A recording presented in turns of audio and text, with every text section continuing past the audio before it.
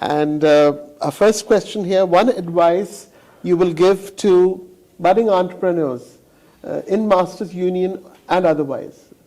Don't think, just start. I think we think way too much about, is this the right time to start? Is this the right business to start? Risk-taking ability.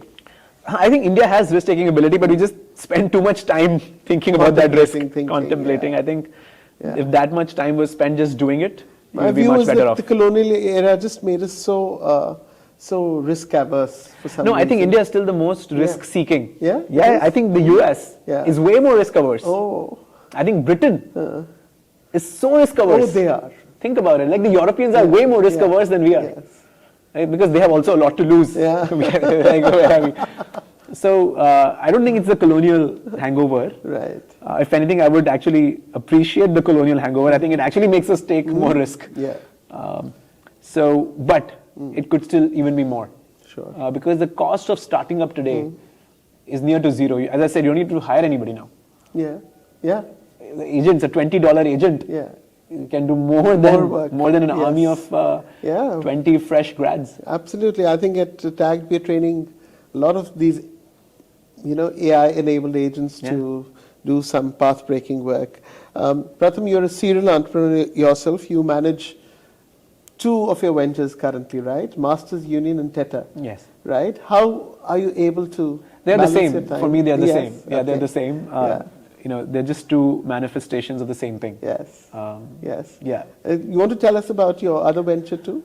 It's the same thing. So Teta is Masters Union across the world. Yes. Masters Union. A global footprint. Global footprint. That's about it. Yeah. It could have been Masters Union International.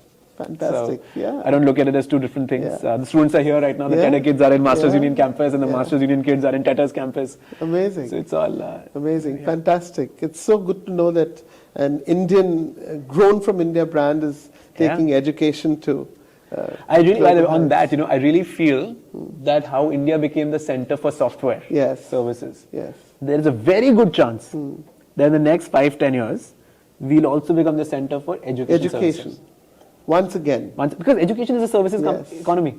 Yes, it's a services project, right? It is. So, what are the 3 or 4 largest services? Software, hospitality, health, and education. Yeah. Yही है services. Yeah. Other than education, India is leading everywhere else. Yeah. Right?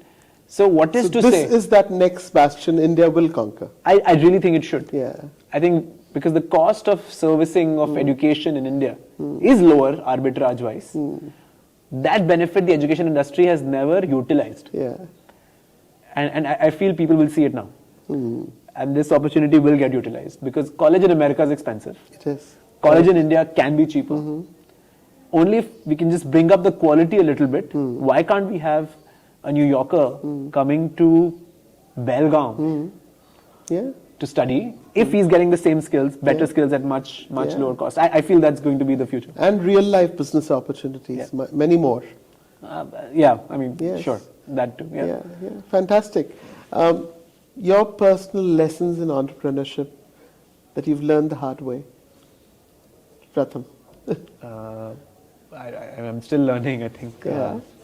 In the journey so far, any place where you've stumbled, fallen, picked yourself up again?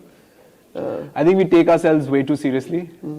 And we think that every issue that we face in the company is an existential issue, and we make a mountain of a molehill. Yeah.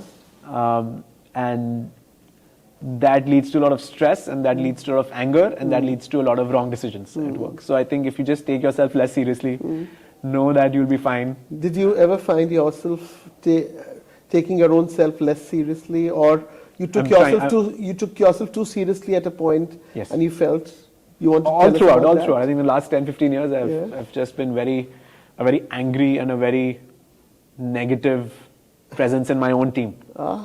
And what made you change that? How have you changed the paradigm for yourself?